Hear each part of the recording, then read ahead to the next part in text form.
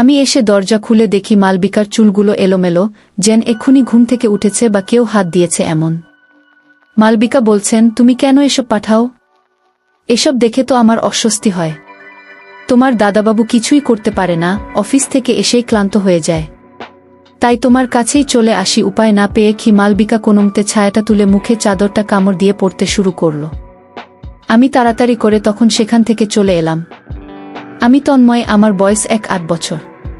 থাকি নীলনগর এর মেঘবাড়ি এলাকায় ভাড়া বাসায়। আমাদের বাসাটা 4 তলা।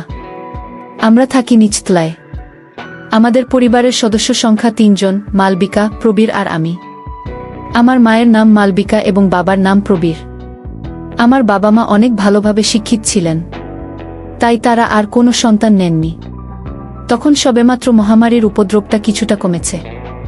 লোকজন আবার নীলনগর এর উদ্দেশ্যে রওনা দিয়েছে কাজের খোঁজে। ওই বাসার 3য় তলায় একটি ফ্ল্যাট খালি ছিল। সেখানেও একটা পরিবার উঠল। তাদের পরিবারের সদস্য সংখ্যা ছিল 3 জন, মা, মেয়ে ও মেয়ের বাবা। উনার নাম শেখর এবং আন্টির নাম পল্লবী। আঙ্কেল ছিলেন আনুমানিক 6 ফুট লম্বা, সুঠাম দেহের অধিকারী।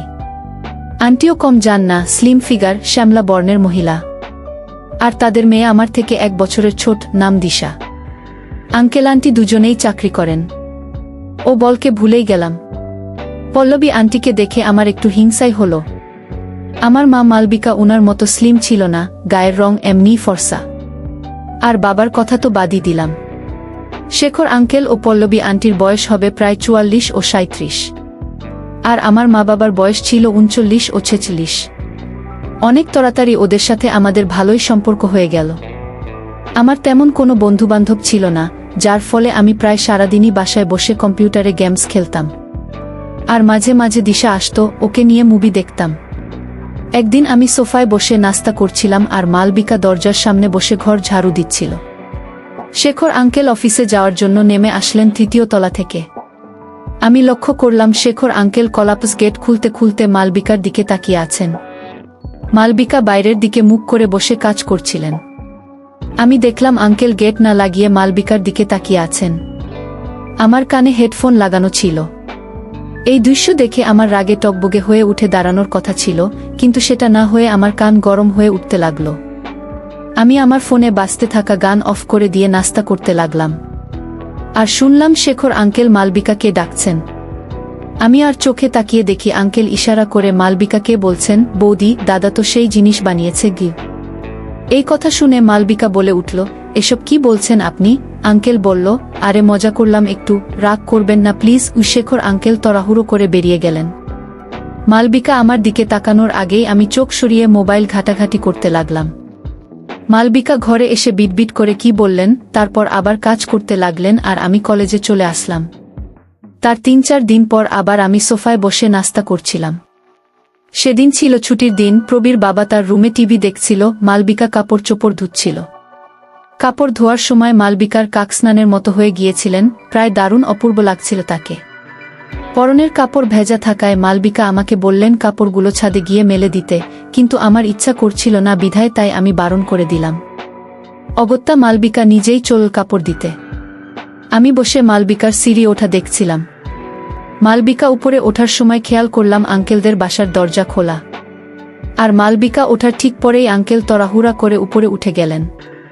আমার তো দেখে সন্দেহ হলো, তাই আমি আর বসে না থেকে আমিও উঠতে লাগলাম ছাদের উদ্দেশ্যে। ছাদের ঠিক নিচের সিঁড়িতে গিয়ে দরজার ফাঁক দিয়ে যা দেখলাম সেটা দেখার জন্য আমি প্রস্তুত ছিলাম না। শেখর আঙ্কেল মালবিকার কাছে গিয়ে কিছু বলছেন, কিন্তু আমি ভালো করে শুনতে পেলাম না। তবে মালবিকার কথা ভালোভাবেই শোনা যাচ্ছিল। মালবিকা বলল, ইস, কি যে বলছেন আপনি, ছাড়ুন আমায়, কেউ দেখে ফেলবে। আঙ্কেল বলল, আরে কেউ দেখবে না, তুমি আমার দেখা অপরূপ সুন্দরী নারী। তোমার মতো এত সুন্দরী আমি আগে দেখিনি। মালবিকা শুনে লজ্জা পেলেও খুশি হলেন এত তারিফ শুনে, আর বললেন, ইস, কি যে বলেন না আপনি, আমার থেকেও আপনার বউ অনেক সুন্দরী। আঙ্কেল বলল, ধুর, ও এত সুন্দর না। গিয়ে এসব বলে আঙ্কেল কিছু করতে যাবে এমন সময় মালবিকা একটা চড় মেরে বলল, এত বড় সাহস কি করে হয় আপনার? আজকে পুরো বাসায় জানাবো আপনার কীর্তিকাণ্ড। আঙ্কেল মালবিকার কাছে অনুনয় বিনয় করে বলল, আমাকে মাফ করে দিন বৌদি, ভুল হয়েছে আমার। কাউকে জানাবেন না প্লিজ এ বলে চলে আসতে সিঁড়ির দিকে আসতে লাগলেন আর আমি তাড়াতাড়ি করে নিচে নেমে আসলাম। আমি মনে মনে ভাবছি আজকে তুলকালাম কাণ্ড হবে, মালবিকা আজকে এদের বাসা ছাড়া করবে। কিন্তু মালবিকা নিচে এসে কারো সাথে এই ব্যাপারে কোনো কথাই বলল না। তার মুখখানা দেখে মনে হলো যেন কিছু হয়নি এতক্ষণ ছাদে। তারপর কেটে গেল সপ্তাহখানেক। দুপুরবেলা আমি আমার রুমের দরজা বন্ধ করে বারান্দায় এসে সিগারেট টানছি, আর তখনই বাসার কলিং বেল বেজে উঠল। আমি সিগারেট টানছি বিধায় আমি চুপচাপ বারান্দায় দাঁড়িয়ে রইলাম। মালবিকা দরজা খুলে দিতেই সেই তৃতীয় তলার শেখর আঙ্কেলের গলা শুনতে পেলাম। আমি ভাবছিলাম এ আবার কেন আসলো। পরক্ষণেই দরজা লাগানোর শব্দ শুনতে পেলাম। মালবিকাকে সে দরজা লাগিয়ে দিয়েই আবার কিছু একটা করার চেষ্টায় আটল, কিন্তু মালবিকা তাতে রাজি দিল না। আমার রুমের পাশেই ছিল প্রবীর বাবা আর মালবিকার রুম। বারান্দা থেকে তাদের রুমের কিছুটা অংশ দেখা যায়, তাতে মালবিকার ড্রেসিং টেবিলটা দেখা যায়। আর সেখানে দেখছি শেখর আঙ্কেল আবার মালবিকাকে পিছন থেকে জড়িয়ে ধরেছে। কিন্তু মালবিকা উনাকে আর সেদিন ছাদের মতো বাধা দিলেন না, কিন্তু কি যেন একটা বললেন। আর তখন ছেড়ে দিয়ে মালবিকা আমার ঘরের দিকে এসে দরজায় চাপ দিতেই দেখেন দরজা বন্ধ। তখন আর কিছু না বলে মালবিকা তার রুমে ঢুকল, আর তার পিছন পিছন শেখর আঙ্কেল ঢুকল। তখন মালবিকা শেখর আঙ্কেলকে বললেন, আরে আপনি তো দেখছি আশ্চর্য বান্দা। আচ্ছা ছাড়ুন, আপনাকে একটা জিনিস দিচ্ছি এই বলে মালবিকা তার বাথরুমে ঢুকল আর কিছু ছোট পোশাক নিয়ে আসলো। সেগুলো আঙ্কেলের মুখে গুজে দিয়ে বলল, এই নাও, যাও এবার। সময় হলে আমি ডাকবো তোমায়। উই আঙ্কেল মালবিকার মুখে তুমি শুনে খুশি হলেন, বললেন, তোমার মুখে তুমি শুনে আমার খুব ভালো লাগছে। মালবিকা বলল, ইস, একটু লজ্জাও করে না বলতে তোমার। এখন যাও তো। শেখর আঙ্কেল চলে যাওয়ার পর মালবিকা আমার দরজায় এসে আমাকে ডাকাডাকি শুরু করল। ততক্ষণে আমার সিগারেট খাওয়া শেষ। আমি এসে দরজা খুলে দেখি মালবিকার চুলগুলো এলোমেলো, যেন এক্ষুনি ঘুম থেকে উঠেছে বা কেউ হাত দিয়েছে এমন। মালবিকা চুল ঠিক করতে করতে আমাকে বলল, কিরে এতক্ষণ কি করছিলি? আয় খাবার খেতে আয়। আমি বললাম, আচ্ছা যাই, আমি আসছি। হাত মুখ ধুয়ে খাবার টেবিলে গিয়ে বসি। মালবিকা খাবার বেড়ে দিচ্ছে, ঠিক সেই মুহূর্তে মালবিকার হোয়াটসঅ্যাপ নোটিফিকেশন আসলো। মালবিকা আমাকে খাবার দিয়ে চলে গেল তার রুমে মোবাইল চেক করতে। এই ফাঁকে আমি তোমাদের আমাদের ঘরের বর্ণনা দিয়ে নেই। ডাইনিং টেবিল আর সোফা এক রুমেই, আর আমার রুম ও মালবিকা প্রবীরের রুম পাশাপাশি, সেটা আগেই তোমাদের বলেছি। ডাইনিং টেবিলটা যেখানে রাখা সেখান থেকে মালবিকার রুমের সম্পূর্ণ দেখা যায়। এমনকি আমি যেখানে বসে আছি সেখান থেকে মালবিকার ড্রেসিং টেবিলটার মধ্য দিয়ে আমার বারান্দার কিছু অংশ দেখা যায়। তো আমি খেতে খেতে মালবিকার দিকে তাকাতেই দেখি মালবিকা মোবাইল দেখছে আর মুচকি হাসি দিচ্ছে। আমার জানামতে মালবিকার তেমন কোনো বন্ধুবান্ধব নেই। শিক্ষিতা হলেও অনেক সংস্কারবদ্ধই ছিলেন শিক্ষা গ্রহণকালে, কখনো ছেলে বন্ধু করেননি। আর একজন বান্ধবী ছিল, কিন্তু বিয়ের পর তাদের আর এখন কারো সাথে কারোরই কোনো খোঁজ নেই। আমি খাবার শেষ করে উঠে চলে এলাম আমার রুমে। মালবিকা খাবার খেয়ে একটু বিশ্রাম নিয়ে ছাদে গেল কাপড় আনতে। আমি কলেজের একটা কাজে বন্ধুদের কল দিতে গিয়ে দেখি আমার মোবাইল ব্যালেন্স শেষ হয়ে গেছে। সেই বিধে আমি চিন্তা করলাম মালবিকার মোবাইল পেমেন্ট থেকে রিচার্জ করে নেই। যে ভাবা সেই কাজ। মালবিকার রুমে গিয়ে মালবিকার মোবাইল হাতে নিতেই দেখি অনেকগুলো নোটিফিকেশন, আর প্রায়গুলোই হোয়াটসঅ্যাপ থেকে আসা। আমি তখন নোটিফিকেশনে ক্লিক করে যেই ভিতরে ঢুকেছি সেখানের বার্তাপত্র দেখে তো আমার চোখ ছানা বড়া। শেখর আঙ্কেল মালবিকাকে একটু আগে মেসেজ করেছে একটা ভিডিও দিয়ে, যেটা দেখেই মালবিকা মুচকি হাসছিল। আমি ভিডিও প্লে করে দেখি শেখর আঙ্কেল মালবিকার দেয়া ছোট পোশাকের সুগন্ধ নিচ্ছে। মালবিকা আবার তাকে রিপ্লাইও করেছে, ইস কি অসভ্য তুমি, তোমার এইসব কর্মকাণ্ড দেখে তো আমি অবাক হচ্ছি, আবার ভালোও লাগছে গু। আমি ইনবক্স স্ক্রল করতে করতে উপরের দিকে যেতে থাকলাম। শুরুর দিকে দেখলাম শেখর আঙ্কেল মালবিকাকে অনেক বিরক্ত করেছেন, কখনো মেসেজ দিয়ে, কখনো কল বা কখনো ছবি ও ভিডিও পাঠিয়ে। মালবিকা তাকে দুবার ব্লক করেছেন, সেটা লিখেছেন তাদের কনভারসেশনে। শেখর আঙ্কেলের পাঠানো নিজের ছবি, ভিডিও দেখে মালবিকা লিখেছেন, কি যাতা বলছেন এসব, আর আপনি এসব কি ছবি পাঠিয়েছেন? লজ্জা করে না এসব পাঠাতে? শেখর আঙ্কেল লিখেছেন, তোমাকে পাওয়ার জন্যই তো এই সাধনা আমার। লজ্জা করলে কি আর পাবো তোমায়? তোমার কি একটু ভালো লাগেনি আমার এসব ছবি? মালবিকা লিখেছেন, আপনাকে আর কতবার বলবো, এসব আর পাঠাবেন না। আমার এসব দেখে ভালো লাগে না, অস্বস্তি হয়। আপনাকে ব্লক করেছি তাতেও শুধরাবেন না? শেখর আঙ্কেল লিখেছেন। এটা দেখে তোমার অস্বস্তি হচ্ছে নাকি অন্য কিছু হয়ে যাচ্ছে? কোনটা? মালবিকা লিখেছেন। ইস, আপনি ছাড়ছেন না কেন শুনি? সেদিন আপনার নামে নালিশ করিনি বলে পার পেয়ে গেলেন, তাই না? গাছে চড়ে বসছেন দেখি। আপনাকে আমি ব্লক করলাম আবার কিন্তু একই মালবিকা আবার কিছুদিন পর ব্লক খুলে দিয়েছে। আর আবার শেখর আঙ্কেলের মেসেজ আসা শুরু করেছে। এবার মালবিকা আগের মতো ধারালো কথা ব্যবহার করছে না। শেখর আঙ্কেলের ছবির নিচে প্রথমে রাগের ইমোজি থাকলেও পরে তার লাইকে পরিণত হয়, আর শেষে সেটা লাভে রূপান্তরিত হয়। শেখর আঙ্কেল মালবিকাকে তার আর পল্লবী আন্টির কিছু ভিডিও দিত। মালবিকা এগুলো দেখে তো আর নিজেকে সামলাতে পারত না, তাই শেষমেশ রাজি হয়ে গেল। আর সেটার ফলস্বরূপ আজকে শেখর আঙ্কেল এসেছিল ঘরে। আমি মালবিকার মোবাইল থেকে কিছু ছবি আর শেখর আঙ্কেল, পল্লবী আন্টির সব ভিডিও ফরওয়ার্ড করে আমার কনভারসেশন থেকে ডিলিট করে দিয়ে মোবাইল রেখে আমার রুমে চলে আসি। আমার রুমে এসে শেখর আঙ্কেল, পল্লবী আন্টির ভিডিও দেখতে শুরু করি। তারপর কিছুক্ষণ বিশ্রাম নেই। ঠিক সেই সময় মাথায় চিন্তা এলো, মালবিকা এতক্ষণ ছাদে কি করছে? বিকাল হয়ে সন্ধে নামার উপক্রম। আমি বাসার দরজা লাগিয়ে ছাদের উদ্দেশ্যে উঠতে থাকি। ছাদে গিয়ে দেখি সেখানে মালবিকা নেই, আর কাপড়ের জায়গায় পড়ে আছে। আমার তো চিন্তা আরও বেড়ে গেল। সন্দেহের তীর গেল শেখর আঙ্কেলদের বাসার দিকে। আমি নিচে নামতেই শুনতে পাই শেখর আঙ্কেলদের ঘর থেকে কথার আওয়াজ আসছে আর হাসাহাসির শব্দ। তাদের অপর পাশের ফ্ল্যাটের লোকজন কোথাও বেড়াতে গিয়েছে হয়তো, তাই কেউ নেই আজ। শেখর আঙ্কেলদের রুমগুলো সিঁড়ির কাছেই, কিন্তু তাদের রুমগুলো এমনভাবে সেট করা যে সিঁড়ির সামনেই দরজা, আর দরজা থেকে একটু সামনে গেলেই একটা কোণে জানালা, না বলাই যায় স্কুল ঘরের মতো। জানালার রুমটা শেখর আঙ্কেল, পল্লবী আন্টির রুম, আর জানালাটা যে পাশে, সেখানে বিকেল নামলেই অন্ধকার হয়ে পড়ে, লাইট চালানো ছাড়া কিছু দেখা সম্ভব নয়। তারপর আমি জানালার পাশে গিয়ে হাঁটু গেড়ে নিচু হয়ে বসি। আর ভিতরে ফ্যানের বাতাস চলছে জোরে জোরে, শো শো শব্দে। তাদের কথাগুলো বাইরে বেরিয়ে আসছে আর জানালার পর্দাগুলো নড়ছে, যেটা দিয়ে আমি ভালোভাবেই দেখতে পাচ্ছি কি হচ্ছে ভিতরে। জানালাটা অর্ধখোলা অবস্থায় আছে, মনে হয় সুযোগ হয়নি কিছু করার।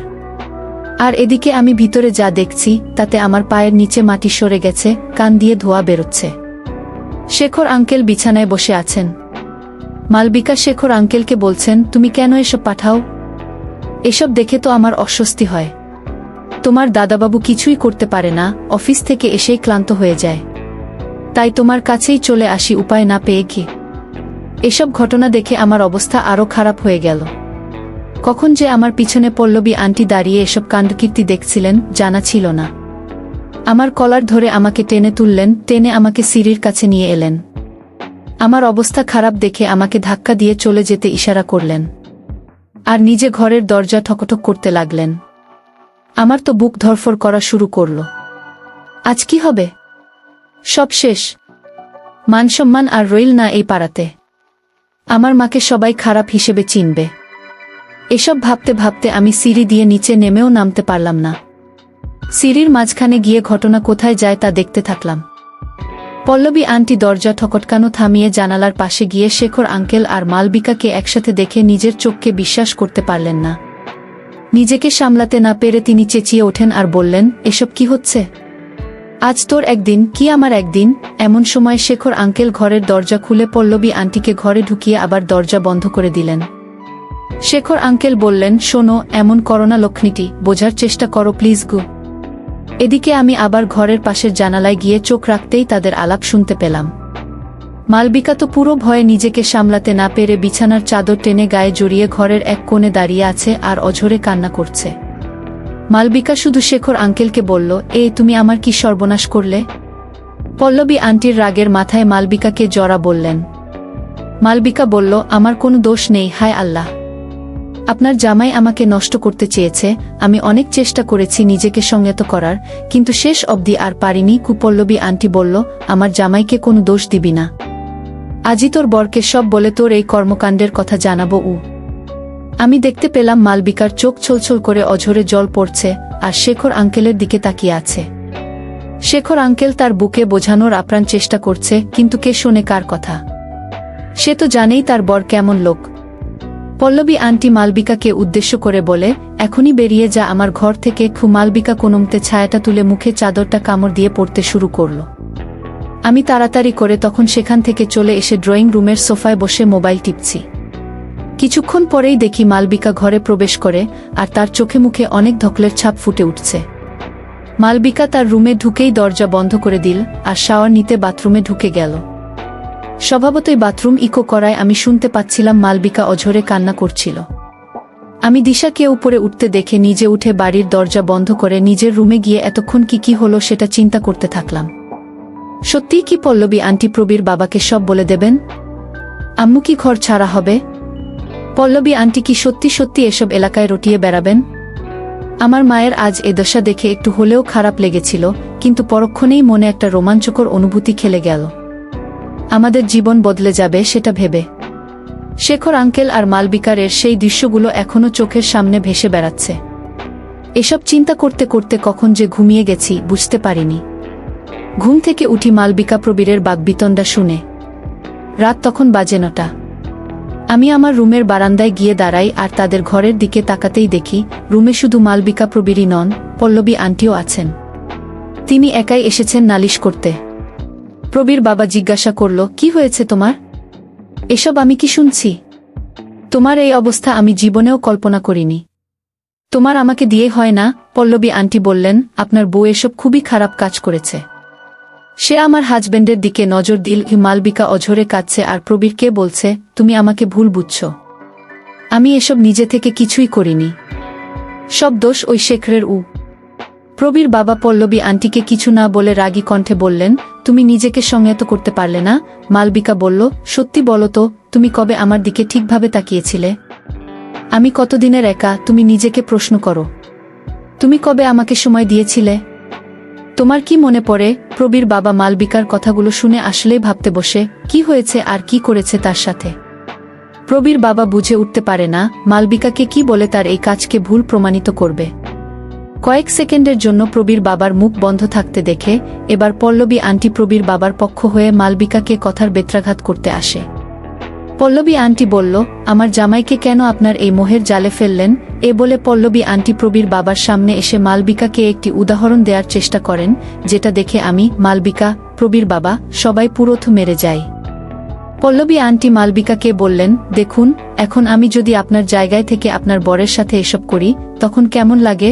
পল্লবী আন্টি কথাগুলো বলেই প্রবীর বাবার সাথে আত্মিকতার কাজ করতে থাকেন। ঘরের মুহূর্তটা কিছুক্ষণের জন্য পিনপয়েন্ট সাইলেন্সে পরিণত হয়। সাথে সাথে পল্লবী আন্টি বলে ওঠেন, কি হলো? এবার কি হয়েছে? বুঝলেন তো আমার কেমন লেগেছে তা? মালবিকা কিছু বলে না, শুধু প্রবীর বাবার কোনো প্রতিউত্তর না দেখে প্রবীর বাবার দিকে এক অপলক আশ্চর্যসূচক দৃষ্টিতে তাকিয়ে থাকে। প্রবীর বাবা পল্লবী আন্টির দিকে তাকিয়ে আছে। পল্লবী আন্টি দেখি প্রবীর বাবার দিকে তাকিয়ে একটা মুচকি হাসি দিচ্ছেন আর নিজের রুম থেকে বের হয়ে চলে যেতে থাকেন। আমি তাকাতেই দেখি পল্লবী আন্টি দরজা খুলে বের হয়ে গেলেন। এদিকে প্রবীর বাবা তাকিয়ে আছেন মালবিকার দিকে, আর মালবিকা অভিমানে এক গাদা প্রশ্ন মনে নিয়ে প্রবীর বাবার দিকে তাকিয়ে আছে। একেই হয়তো বলে মেয়ে মানুষ, নিজে দোষ করলেও সমস্যা নেই, পার্টনারের দোষ অনেক বড় বিষয়। সে রাতে কেউ তেমন আর কথা বলেনি। এক কথায় নিস্তব্ধতার মাঝেই খেয়ে দিয়ে চলে এলাম ঘুমোতে। হয়তো আমি ছিলাম বলেই বেশি কিছু হয়নি। আমি না থাকলেই হয়তো ভালো হতো, কে জানে আরো কত কি না হতো। বন্ধুরা, আজকে এই পর্যন্তই। আবারও আসবো তোমাদের মধ্যে নতুন কোনো ভিডিও নিয়ে। ভিডিওটি যদি তোমাদের ভালো লাগে তাহলে একটি লাইক দাও। প্রতিদিন আমি তোমাদেরকে একটা করে নতুন গল্প উপহার দিব, তাই তোমাদেরকে অনুরোধ করে বলছি, তোমরা যদি এরকম ধরনের ইন্টারেস্টিং গল্প পেতে চাও তাহলে দয়া করে আমার চ্যানেলটি সাবস্ক্রাইব করো। পরিশেষে তোমাদের সকলের সুস্বাস্থ্য কামনা করি। ভিডিওটি দেখার জন্য তোমাদের সকলকে অসংখ্য ধন্যবাদ।